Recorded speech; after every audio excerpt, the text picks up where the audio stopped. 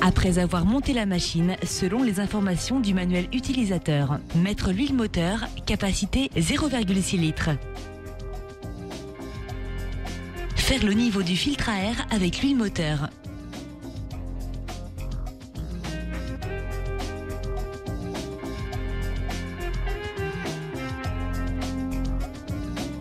Faire le plein d'essence, capacité 3,6 litres, avec du super simplon 95 stocké dans un jerrycan approprié depuis moins de 3 semaines. Cette période peut être augmentée en ajoutant un stabilisateur d'essence.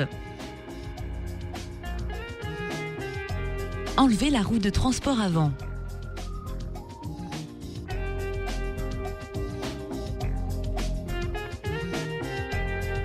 Ouvrir le robinet d'essence. Positionner la commande de starter. Mettre la manette d'accélérateur en position maxi. Mettre le switch d'arrêt en position centrale. Tirer sèchement sur la corde du lanceur. Après avoir fermé le starter, laissez tourner le moteur au ralenti quelques instants.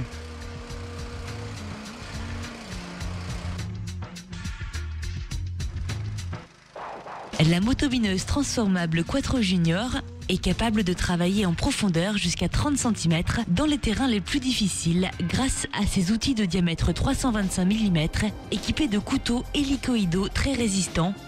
La motobineuse transformable Quattro Junior possède une transmission mécanique lubrifiée à vie avec de l'huile EP80W90. Des joints spéciaux et rondelles acier sont montés sur l'arbre porte-fraise, supprimant tout risque d'intrusion de corps étrangers et assurant une plus grande longévité de votre Quattro Junior.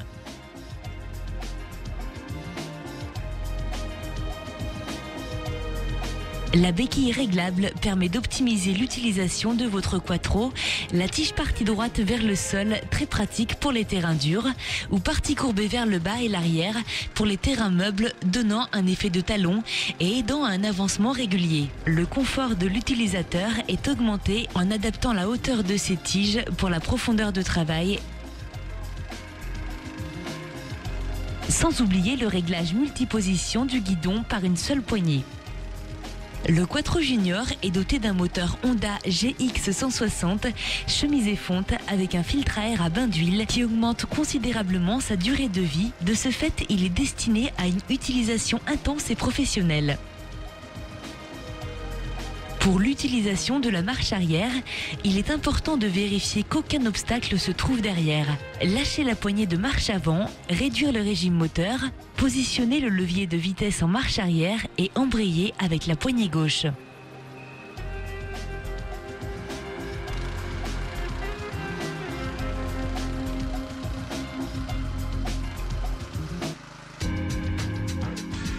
Avant la mise en route, vérifiez le niveau d'huile sur un seul plan. Celui-ci doit être affleurant à l'extrémité de l'orifice. Première vidange après 5 heures d'utilisation, ensuite toutes les 25 heures ou au minimum une fois par an.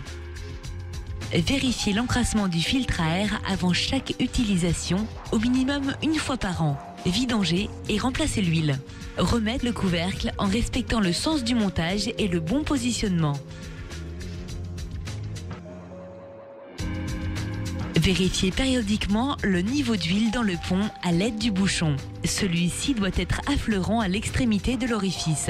Capacité 2 litres. Après chaque utilisation et à intervalles réguliers pendant le travail, nettoyez les fraises, enlevez les herbes ou autres détritus enroulés autour de la transmission afin de garder un rendement optimum de votre Quattro Junior transformable.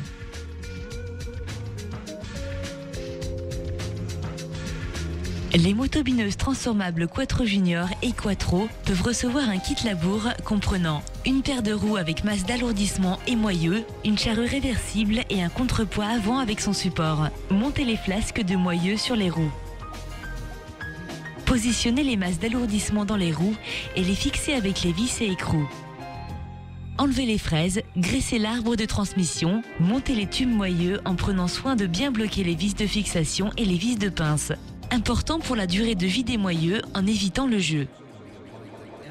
Montez les roues sur les tubes moyeux, positionnez les roues au 4 ou 5e trou sur le tube. Idéal pour le bon équilibre et la bonne largeur de travail. Fixez le contrepoids avant avec les 2 broches. Positionnez le contrepoids de façon à équilibrer la machine et bloquer la vis. Montage de la charrue réversible. Enlevez la béquille arrière et mettre le brabant en lieu et place à l'aide de la broche. Réglez la profondeur de travail en agissant sur la molette de la tête d'attelage. Plus votre pointe rentre en terre, plus votre labour est profond. Afin de conserver une bonne motricité et une adhérence optimum, ne pas exagérer la pénétration de la pointe du soc. Effectuez un premier passage en labour. Après ce premier passage, une roue étant plus basse dans le sillon, votre charrue doit rester perpendiculaire par rapport au terrain non labouré. Il faut donc agir sur l'orientation, en réglant à l'aide du cliquet arrière pour positionner celle-ci perpendiculaire au sol. Procédez de la même façon lors du retour avec l'autre côté de la charrue.